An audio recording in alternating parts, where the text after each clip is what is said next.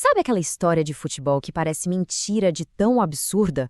Pois é, hoje a gente vai desvendar um dos casos mais curiosos dos últimos tempos. A história de uma camisa que faturou milhões, mas que ao mesmo tempo criou uma guerra dentro do clube e, no final, acabou proibida pela justiça. Olha só pra ela. Em 2012, o Vasco da Gama lançou esse uniforme que tinha tudo para ser um golaço de marketing, mas virou um símbolo de briga, de conflito. E aí que tá o grande paradoxo. Foi um sucesso de vendas, mas quase nunca pisou num gramado. A pergunta que não quer calar é essa, né? Como que um produto, uma peça de vestuário, acaba sendo vetado por um juiz? Para a gente entender essa confusão toda, a gente precisa voltar lá do começo, na origem da ideia. E tudo começou com uma ideia de marketing bem ambiciosa, para não dizer ousada. A proposta era transformar uma simples camisa de futebol em algo completamente diferente. A grande sacada foi uma parceria que, na época, ninguém esperava. A Penalty, que era fornecedora de material esportivo, se juntou com a Cavaleira, uma grife de moda famosa, com uma pegada bem urbana, ligada ao rock. A meta era muito clara. Não era criar só um uniforme, era criar um item de luxo, uma peça de moda que a pessoa pudesse usar na balada, no shopping, muito além do estádio.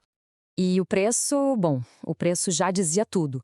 Quase R$ 300 em valores de 2012.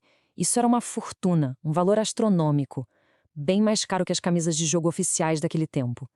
Era um recado direto para o mercado. Isso aqui não é uma camisa de futebol comum. Mas aí vem a questão. Como justificar uma camisa azul para um clube que é, por tradição, preto e branco? A equipe de marketing foi lá e criou uma narrativa toda sofisticada. A história era que o azul representava o oceano que os navegadores portugueses desbravaram, conectando o Vasco às suas raízes, à mística da Ordem de Cristo. Só que a torcida mais apegada à história não comprou essa ideia, nem um pouco. Para eles, essa narrativa bonita era só uma desculpa, no bom português, conversa para boi dormir, para quebrar uma regra sagrada do clube. A polêmica já estava instalada, antes mesmo da camisa chegar nas lojas. E se a situação já não estava boa, acredite, ela ficou muito pior. A crise de imagem explodiu antes mesmo do lançamento oficial, com um verdadeiro desastre de relações públicas. Em janeiro de 2012, a imagem da tão esperada camisa de luxo vaza na internet. E da pior forma que se pode imaginar, jogada em cima de uma cama toda bagunçada numa foto super amadora. A reação online foi imediata, claro, uma mistura de críticas pesadas com um monte de piada. A coisa ficou tão feia que a Penalty teve que correr para emitir um comunicado oficial na sua página do Facebook, confirmando que a foto era real. A nota tinha um tom quase dramático, lamentando o jeito que o manto foi apresentado ao mundo, o que, claro, só fez barulho aumentar. E para completar o caos, muitos torcedores começaram a apontar a semelhança do design com o uniforme de 2010, que era branco. A acusação era de preguiça criativa, sabe? De que a marca simplesmente pegou um modelo antigo e trocou a cor. A tempestade perfeita estava formada. O que começou como uma discussão acalorada em fóruns de internet e redes sociais, de repente escalou para um outro nível. Virou uma batalha judicial de verdade. Foi aí que um sócio benemérito do clube levou o caso para os tribunais. O argumento dele era simples, direto e reto. O Estatuto do Vasco da Gama, que é a Constituição do clube, determina que os uniformes de jogo têm que ser predominantemente nas cores preta e branca. A camisa azul, portanto, seria ilegal. E essa saga nos tribunais durou um ano inteiro. Começou com o vazamento, logo depois veio uma liminar que proibiu a estreia da camisa.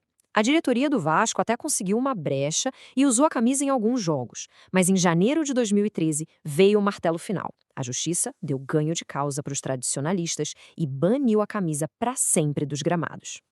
E é aqui que a gente chega na maior ironia dessa história toda.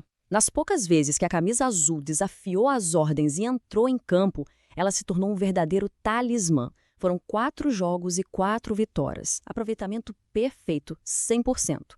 Ou seja, ela era invicta dentro de campo, mas foi derrotada no tribunal. A decisão do dia 30 de janeiro de 2013 foi muito clara. O argumento foi que, por mais que a inovação e o marketing sejam importantes, eles não podem simplesmente atropelar o estatuto que guarda a identidade do clube.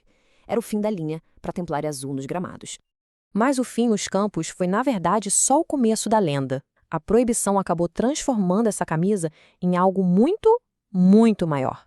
Sabe o que acontece quando alguma coisa se torna proibida? Muitas vezes ela se torna ainda mais desejada. A camisa que foi parar na ponta de estoque das lojas depois do veto da justiça virou uma relíquia, um item raro e super valioso no mercado de colecionadores. E aí fica aquela pergunta no ar, né? E se o design tivesse sido aplicado nas cores certas?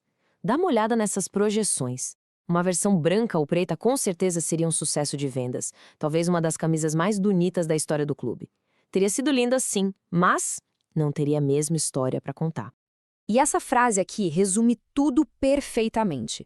A cor, a controvérsia, a proibição foram exatamente esses elementos que tiraram a camisa da normalidade e a elevaram ao status de lenda. No final das contas, a história da Templária Azul nos deixa com essa reflexão. Onde que fica a linha entre o respeito à história de um clube e a necessidade de inovar para gerar novas receitas, para dialogar com um novo público? É um debate que continua mais vivo do que nunca no futebol.